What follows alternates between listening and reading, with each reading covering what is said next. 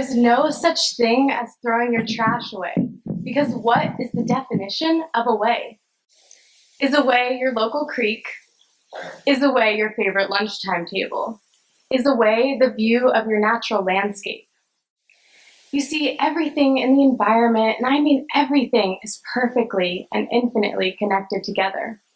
So when one action is done, it immediately impacts one thing after the other. Therefore, in a world filled with so much trash and pollution due to careless human habit, it is time to re-examine the word away and the phrase, throw away your trash.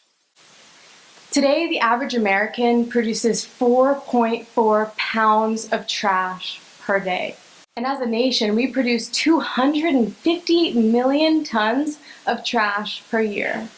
To put that into perspective, that is equivalent to 14 million garbage trucks full of trash. And if those trucks were lined up side by side, they would wrap around the earth twice. So as you can see, we as a nation and as an individual produce alarming rates of trash. For me, once I began noticing my trash production in my everyday life, I became fixated on it everywhere I went. It seemed that plastic bottles, plastic bags, plastic packaging lurked at my home, school, and favorite restaurants. So for me, I wanted to find a way to reduce all of this unnecessary waste to be more environmentally friendly. But first, I must start from the beginning of my story. In the summer going into my junior year, I went on a service trip to the Dominican Republic, where I learned about building a sustainable world. The Dominican Republic is a vibrant little island in the Caribbean Sea, and when I got there, the service started promptly. We were building a school. So on the third day, we drove into the little pueblo, or town, which was located off the coast and very secluded from the main city. Though secluded, the first thing I noticed when I stepped out of that bus was trash. And all different types of trash you see. There were plastic bottles, wrappers, bags. The second thing I noticed was how there weren't any trash cans or a waste system. And so our first task was to collect all the bottles and trash that we found.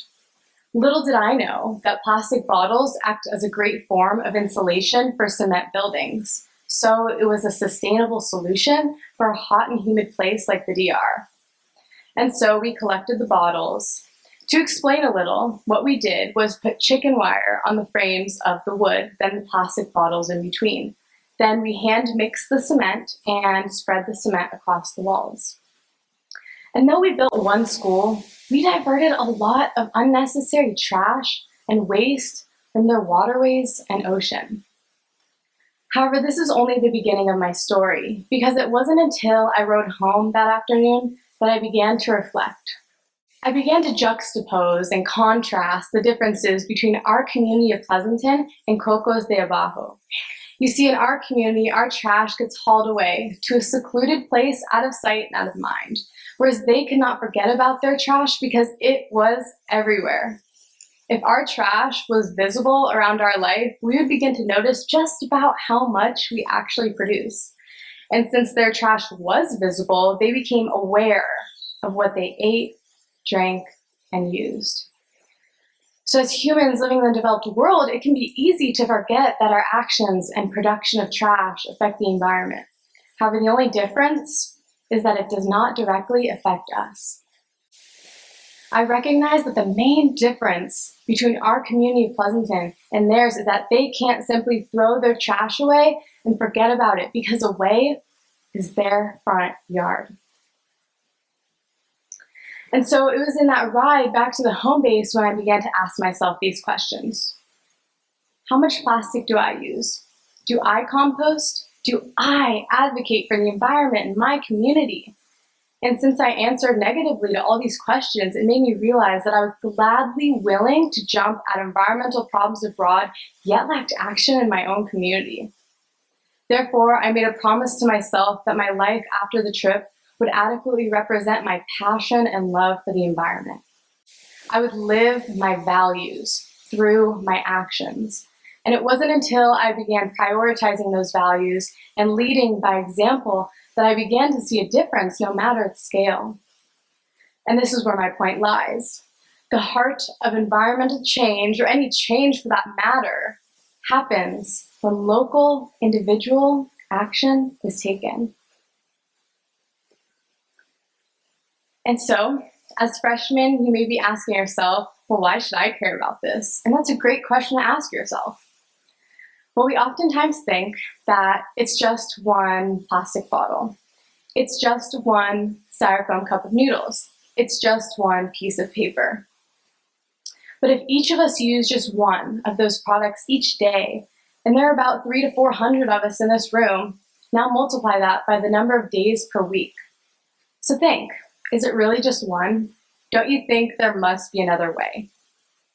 Well, for me, once I began educating myself about ways to reduce my trash production in my everyday life, I discovered my passion. Even if you aren't a tree hugger or an environmentalist, I think that as humans living on this earth, it is our duty to be active stewards of this planet and take care of it. I learned about a zero waste lifestyle, which essentially means trying to reduce single-use plastic products and unnecessary waste from everyday lifestyle choices. I use reusable sandwich bags for my snacks, reusable utensils for my lunches, and a reusable water bottle on a daily basis. Likewise, I create my own body lotion using just shea butter and coconut oil, and use shampoo and conditioner bars instead of plastic bottles. So as you can see by this image, there are so many different ways to reduce your trash production in your everyday life that you never thought you could. Challenging the way in which you choose to live in this world is a powerful feeling. And it was when I recognized that this was the first step that I could start living my values that I realized I did not have to fall into the consumeristic trap that plagues our society.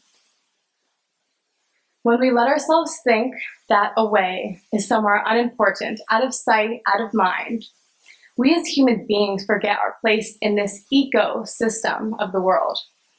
Because the ego presents itself when we forget that our actions have an effect on our surroundings. And trust me, there are so many environmental challenges in this world that it's easy to get overwhelmed about trying to solve all of them, because realistically, you can't all at once. Also, it's important to note that it's not about being perfect. I'm not perfect. But it's about making that effort and mindset that your actions are significant. But that will only happen with your everyday actions and awareness. In a world threatened with environmental instability and protection nationally, our generation are the game changers and the ones who must rise and be the change. But that will only happen with your everyday actions and awareness. Because the fact of the matter is that you are either part of this problem or part of the solution. And so the question is simple, really. In which corner do you stand? Thank you.